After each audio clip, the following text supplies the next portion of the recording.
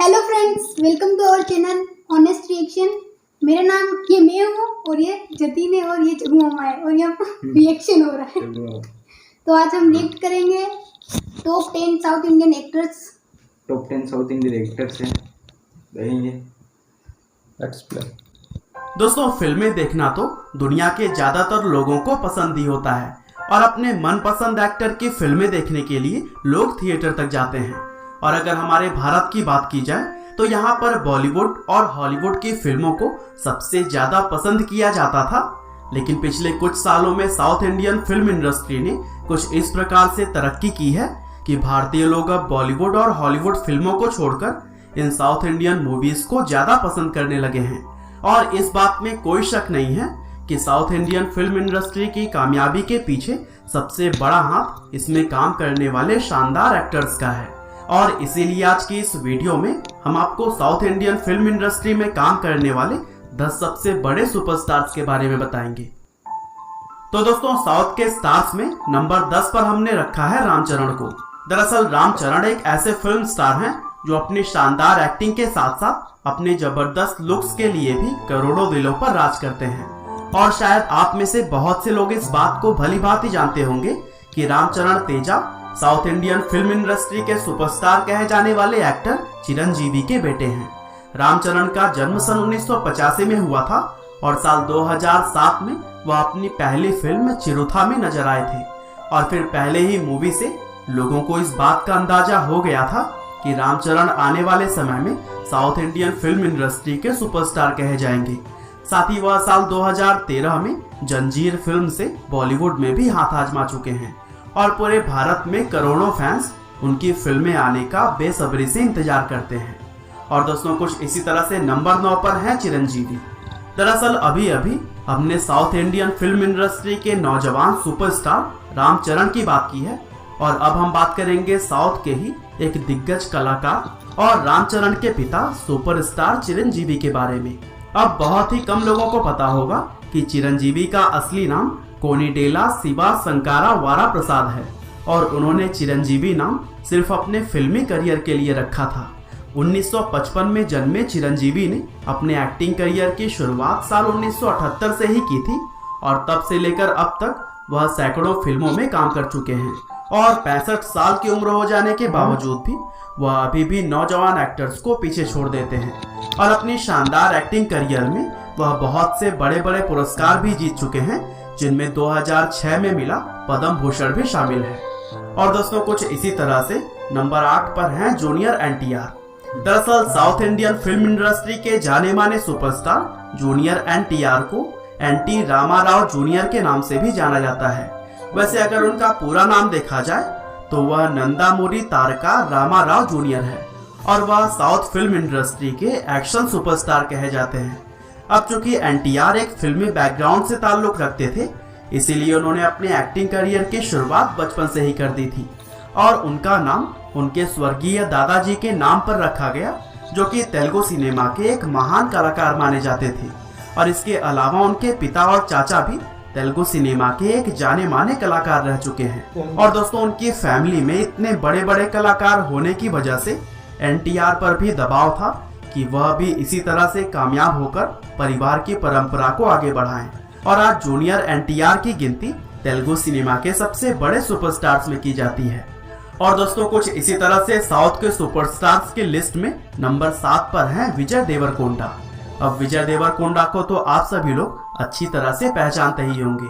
ये वही एक्टर हैं जो साल 2017 की सुपरहिट फिल्म अर्जुन रेड्डी के मुख्य किरदार में नजर आए थे और उनकी इस फिल्म का रीमेक बॉलीवुड में भी कबीर सिंह के नाम से बनाया गया था, जिसमें कि शाहिद कपूर ने मुख्य भूमिकाएं निभाई थी।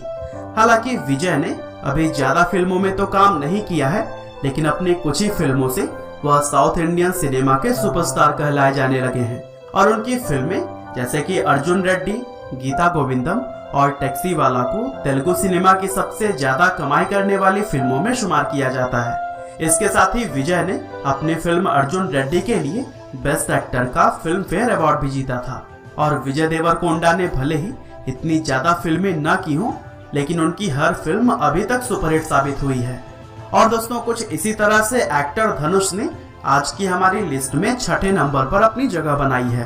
तमिल सिनेमा के सुपरस्टार धनुष को तो आप सभी लोग बहुत अच्छी तरह से जानते और पहचानते होंगे, पर शायद बहुत ही कम लोग यह जानते हैं कि धनुष तमिल सिनेमा के एक एक्टर होने के साथ ही साथ तेलुगु सिनेमा के सबसे बड़े सुपरस्टार रजनीकांत के दामाद भी हैं।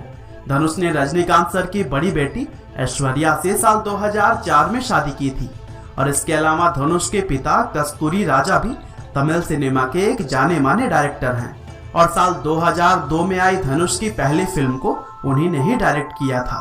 धनुष ने अपनी पहली फिल्म में ही काफी तारीफें बटोरी और कुछ ही सालों में वह तमिल सिनेमा के सुपरस्टार बन गए और इसके अलावा धनुष ने अपने बॉलीवुड करियर की शुरुआत भी साल 2013 में आई फिल्म राजना से की थी और यह फिल्म भी बॉक्स ऑफिस पर सुपरहिट साबित हुई थी और इस तरह से धनुष आज के समय में साउथ के सुपरस्टार्स की गिनती में गिने जाते हैं।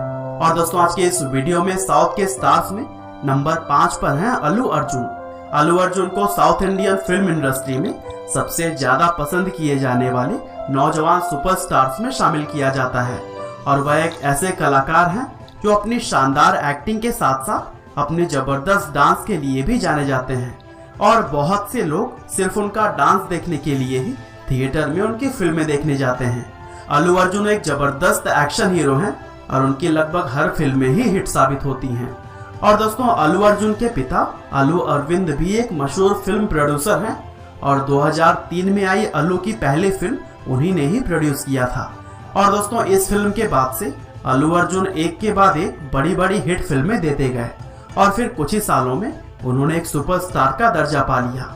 इसके अलावा अल्लू अर्जुन अपनी शानदार एक्टिंग के लिए 5 बार फिल्म फेयर अवार्ड साउथ भी जीत चुके हैं। और कुछ इसी तरह से आज की हमारी लिस्ट में नंबर 4 पर हैं थलापति विजय।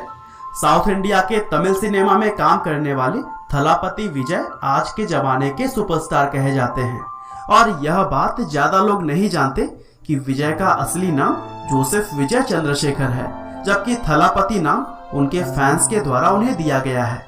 विजय इस समय तमिल सिनेमा के सबसे महंगे एक्टर्स में से एक हैं और वह एक फिल्म के लिए 40 से 50 करोड़ तक का रकम चार्ज करते हैं। इसके अलावा उनकी फिल्में तमिल सिनेमा की सबसे ज्यादा कमाई करने वाली फिल्मों में भी शुमार की जाती है और इसीलिए उन्हें फोर्ब्स इंडिया की सेलिब्रिटी 100 की लिस्ट में 7 बार शामिल किया जा चुका है।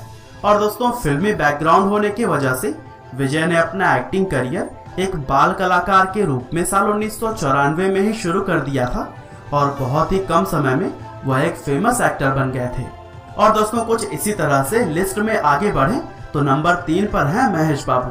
तेलुगु सिनेमा के सुपरस्टार महेश बाबू अपनी जबरदस्त एक्टिंग और शानदार लुक्स के लिए करोड़ों फैंस के दिलों पर राज करते हैं और साथ ही उन्हें तेलुगु सिनेमा के सबसे ज्यादा महंगे एक्टर्स में भी शुमार किया जाता है। हालांकि जिस तरह से वह हर फिल्म के लिए मोटी रकम चार्ज करते हैं, उनकी फिल्में भी ठीक उसी तरह से ही कमाई भी करती हैं।